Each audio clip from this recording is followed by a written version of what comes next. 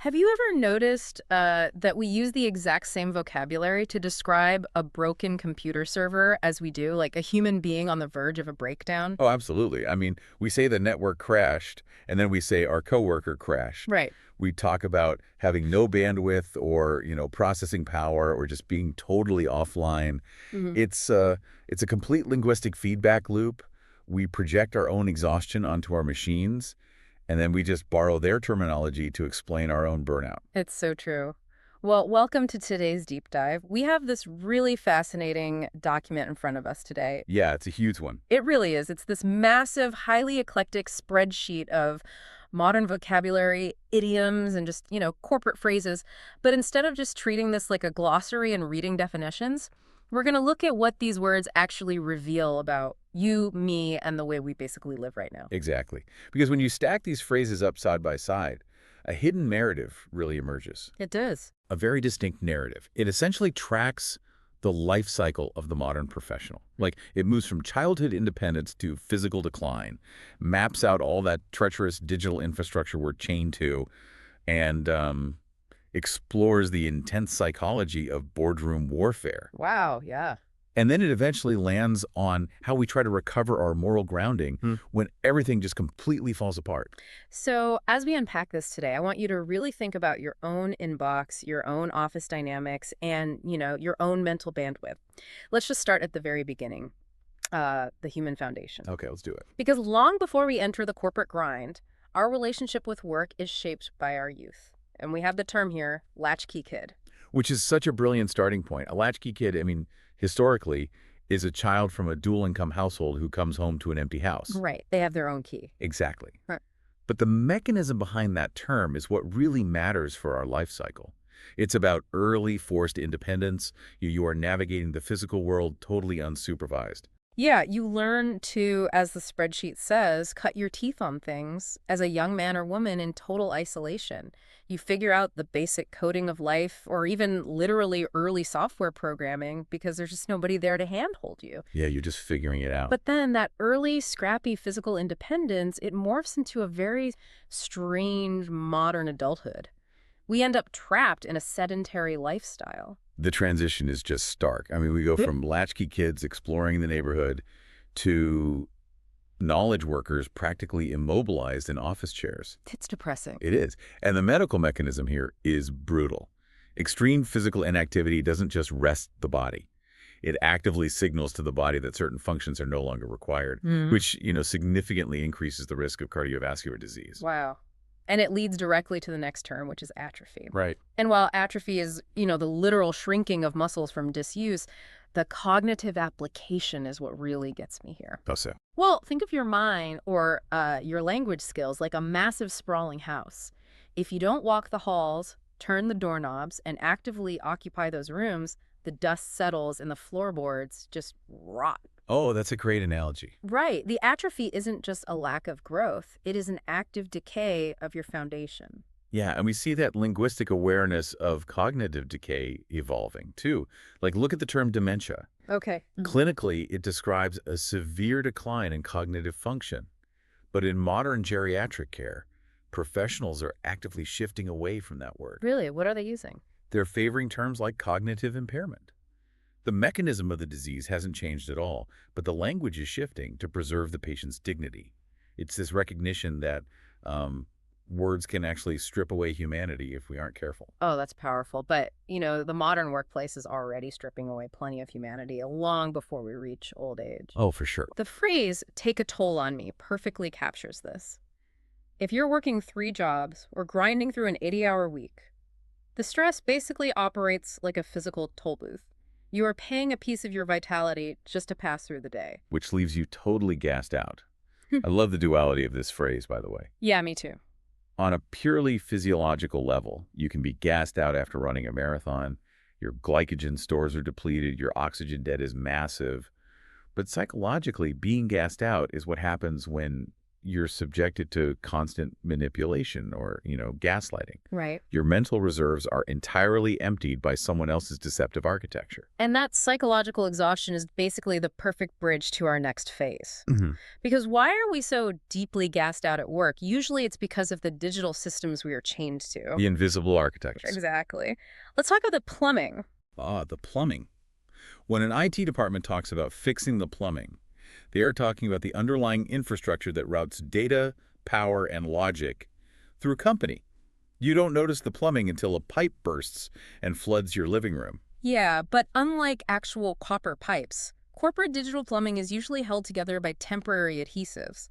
Like, we have a great distinction here in the source between a duct and duct tape. Yes. A duct is structural. It's a main ventilation shaft. But duct tape is the software patch barely holding that project together. Why do massive billion-dollar corporations rely on software duct tape instead of actually fixing the plumbing? It's all because of the incentive structure of modern capital. The market rewards rapid deployment and quarterly returns, not, long-term structural integrity. Hmm. Building real plumbing takes years and generates no immediate revenue. Right. It's just a sunk cost to them. Exactly. Slapping duct tape on a broken API integration takes a week and Uh, keeps the product shipping. until you need a swivel chair operation. Oh, man. And this is where I really have to push back on the tech industry's supposed genius. We talk about automation and AI, but a swivel chair operation is the reality for millions of workers. It's so common. It's when a system is so fragmented that a human being literally has to swivel back and forth between two monitors, manually copying data from one broken program into another. The human basically becomes the friction point. Yeah. Instead of software speaking to software, the employee is the literal biological duct tape bridging the gap. Biological duct tape. It's like building a state-of-the-art bullet train, but at every single station, a human being has to get out and physically push the train onto the next track. No wonder the systems go haywire. Yeah, they spin entirely out of control because they're built on human exhaustion. Totally. And the fragility of that workflow is perfectly captured in the phrase clicking out of the LLM. Oh, that one hurt. It really does. Think about the mechanics of interacting with a large language model. You spend an hour building context, feeding it data, training its immediate memory for a specific task. And with one accidental click, closing that browser window, the entire session is vaporized. You don't just lose a file, you lose an entire synthesized context. And sometimes the only way to recover from a haywire system is to wipe your hard drive. Not just moving files to the trash bin, but executing unrecoverable data erasure. It is the ultimate scorched earth reset. Right. And you wipe the drive to protect what we call intangible assets. The irony of the modern economy is that our most valuable assets, brand reputation, intellectual property, institutional trust, they're entirely non-physical, yet they rely on this incredibly fragile, duct-taped physical and digital plumbing. So what happens when that fragile plumbing finally bursts? The pressure shoots straight up to the top. Right. Welcome to the C-suite, the CEO, CTO, CFO. When the haywire systems cause profit margins to bleed, this is where the intense human drama ignites. At that level, the primary verb is to reconcile. You have to make wildly inconsistent realities agree. Like how? Like, how do you reconcile record-breaking user acquisition with a burning runway of cash? You have lawyers and accountants who pore over the contracts, agonizing over the microscopic details, just trying to find a legal narrative that makes sense of the chaos. Or if you can't reconcile it, you pad it up. Yep. You fluff the corporate report, you take a mediocre quarter and you inject it with so much synergetic value-add jargon that the shareholders can't actually decipher the reality. It's all smoke and mirrors. But padding only gets you so far before everyone realizes the output is just a steaming pile of turds. A highly technical term. Highly technical, but it perfectly describes that visceral reaction to a genuinely awful product or like a terrible movie you walk out of. And when a company starts producing steaming piles of turds, the culture fractures into warring factions. Always. Sales blames marketing. Engineering blames product.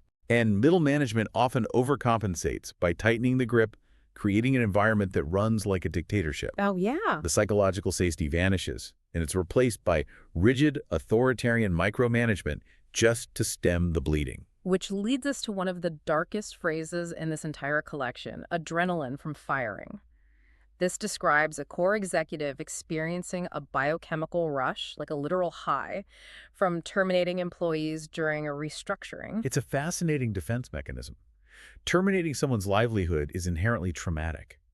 But if an executive reframes that trauma as a high-stakes, decisive power move, Right. if they convert the stress into adrenaline, they basically mask the human cost. It becomes a game of pure survival. But isn't that just a super toxic coping mechanism? They treat people like game pieces. You see this when an executive leaves a sinking ship to start a new venture and decides to recruit the whole gang, poaching their core loyalists from the previous company. Leaving everyone else behind. Exactly. They whittle down the list to their favorites, and the rest of the employees are just collateral damage. But eventually, even the C-suite's reality distortion field collapses. The numbers plummet. They plunge. Yeah. That vertical, terrifying drop when the market finally sees through the padded reports. Panic sets in, and when humans panic, they trip over themselves. You are so desperate to fix the narrative that you become dangerously clumsy. You launch into high-stakes presentations and your words just tangle together. Desperation breeds deception. To stop the plunge, executives try to pull the wool over eyes. They actively obscure the truth. Like using offshore vendors. Exactly. They might quietly shift manufacturing to offshore vendors, hoping the consumer doesn't notice the sudden drop in material quality while the profit margins temporarily stabilize. And if a rival company smells blood in the water, they will instigate. They don't attack directly, they operate in the shadows, stirring up a shareholder rebellion or leaking damaging information to the press. They act as the catalyst for the plunge. Until someone finally breaks and it decides to drop a dime. Ah, this is such a layered idiom. We use it to mean a perfect assist in basketball or, stopping on a dime. Right, or even just a literal 10-cent coin. Exactly. But in this context of corporate deception, it means whistleblowing. It means confessing everything. The linguistic history is incredibly revealing, actually. Dropping a dime comes from the era of payphones inserting a 10-cent coin to call the police.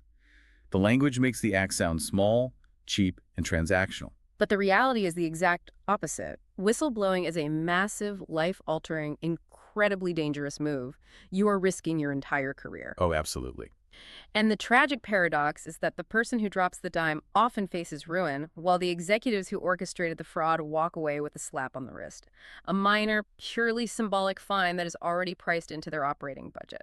That structural lack of accountability thrives in what linguists and strategists call a post-fact environment. This is a scenario where emotional resonance carries significantly more weight than verified, objective data. Now, I should pause and explicitly state that we are neutrally reporting this term from the source material. We're remaining perfectly impartial here and not endorsing any political viewpoints. Right, absolutely. We're just looking at the vocabulary. But conceptually, operating in a post-fact environment completely rewrites the rules of engagement. Think of it like performing a magic show for an audience that actively wants to be fooled. That's a good way to put it. If verified reality no longer matters to the crowd, pulling the wool over their eyes takes zero effort. The magician doesn't even need good sleight of hand. The audience is doing the psychological work for them. But gravity always wins. A post-fact strategy can inflate a stock price or win a temporary battle, but it cannot sustain a structural reality. The plumbing still bursts. The wreckage is inevitable. Which brings us to the most difficult but necessary part of the life cycle, the wreckage and the messy middle of recovery. Yeah. We usually use wreckage to describe a plane crash or a riot, but here we are talking about the structural ruins of a failed startup or even a broken marriage. When you are managing the wreckage of a marriage, you are navigating things like joint custody, the legal structural framework designed to manage the fallout and protect the dependents. It's basically the administrative side of grief. And on a deeply personal level, the wreckage can look like getting parole out of CRC narco. Which is such a specific phrase. Yeah, this refers to the California Rehab Center, where an individual earns release after demonstrating progress in narcotics recovery. We're talking about literal survival here. But survival rarely happens in a vacuum. To escape the wreckage, a person usually needs to be shunt in the right way. In physics, shunting is the act of pushing a train off the main line onto a sidetrack. Right. In a human context, it means an external force, a mentor, a judge, an investor, has to actively deflect your momentum and force you onto a healthier path. Because you can't just wish your way out. You have to ask the incredibly sobering question, is there a pathway to do that? You might have a grand vision of a rebuilt career or a sober life, but do you have the actual logistical pathway within your current reality? Building that pathway requires engaging in the sausage making under the hood. We Yeah. use this phrase so often to describe politics, the agonizing, chaotic compromises required to get a bill passed. No. The public only sees the shiny, finished casing. They don't see the grinding machinery of how it was made. We think of sausage making when an incumbent, and again, remaining completely neutral and impartial here regarding any specific political figures, when an established company or politician is trying to hold off a challenger, frantically negotiating with their constituency or stakeholders behind closed doors to maintain power. But the mechanics of sausage making apply beautifully to personal recovery, too. Exactly. When someone gets parole out of rehab, or when an entrepreneur finally pays off the debt from a bankrupt venture, the world just sees the polished, recovered individual. They don't see the hideous, agonizing daily compromises, the relapses, the duct-taped plumbing of their own psychology. Personal recovery is its own hidden sausage making. And doing that internal work is exponentially harder because the external world refuses to pause. You are trying to rebuild your personal foundation while the macro environment is throwing absolute chaos at you. The stakes scale up so fast. We have a phrase here, launch nuke it American. This is framed as a hypothetical war game scenario, a rogue state triggering the ultimate existential crisis. It is the absolute pinnacle of uncharted territory, a space with zero precedent and no roadmap. And we don't just use that phrase for war, we use it for technology. Oh, like AI. Exactly. The rapid deployment of autonomous AI into the global workforce is completely uncharted territory. We are building the tracks while the bullet train is accelerating. Living in that environment is just bonkers. It creates a psychological atmosphere that is eerie, that creepy, supernatural silence you feel right before the storm hits. You are standing in the abandoned house of your own sedentary lifestyle, wondering when the macro threat is going to knock the walls down. Yet, despite all of that, the duct tape, the warring factions, the post-fact deception, the eerie macro threats, humans retain an astonishing capacity for excellence. We can still blow away the competition. We can still engineer solutions and create art that completely stuns the world. To do that, to survive the whiplash of modern life, you have to learn to roll with the punches. It's not about standing rigid and absorbing the impact. It's a kinetic boxing mechanism where you move your body in the same direction as the incoming blow to minimize the damage. You adapt to the volatility. And if you can roll with the punches long enough, eventually the heat breaks. The room simmered down, the tension finally cools. But how do we actually force things to simmer down? When you look at how wildly we swing between these bonkers, uncharted macro threats and our own broken corporate plumbing, there is this deep, ancient human need to find an anchor, a moral center. The vocabulary reflects this search for absolute truth perfectly.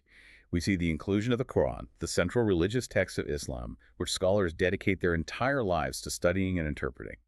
It represents the pursuit of a structural, unshakable truth amid worldly chaos. We also see the concept of he make you righteous, the idea that faith or alignment with a higher moral power can take a flawed human being and make them upright. It's the ultimate fix for the broken internal plumbing. And interestingly, even if you strip away the religious context, the secular business world desperately craves that exact same moral alignment.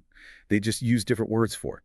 They look for partners who have as much skin as the client does. Oh, that is the ultimate countermove to a post-fact environment. If we are operating in a world of deception and padding, the only way I can trust you is if your fee structure, your risk, and your exposure are identical to mine. If my ship plunges, your ship plunges. We are tethered together. It is the demand for mutual vulnerability in an otherwise ruthless life cycle. Wow. We have really mapped the whole journey today. We started with the isolated independence of the latchkey kid, watched our foundational skills atrophy in our sedentary offices, and navigated the incredibly fragile duct-taped plumbing of our digital infrastructure. It's been a ride. We survived the toxic adrenaline and warring factions of the C-suite, waded through the deception of a post-fact reality, and crawled through the messy sausage-making of our own wreckage, searching for a way to roll with the punches and find a righteous center. It proves that no matter how advanced our technology gets, the underlying human psychology, our exhaustion, our capacity for deception, and our desperate need for alignment remains the driving force behind every word we use. And that leaves me with one final thought for you to carry into your day. We've seen how our vocabulary borrows from our machines to describe our own breakdowns. But as we move further into uncharted territory, and as artificial intelligence begins to handle more of the haywire swivel chair chaos for us, what happens to our resilience? Hmm. If we no longer have to endure the messy sausage making of solving our own problems, will our human ability to roll with the punches eventually atrophy?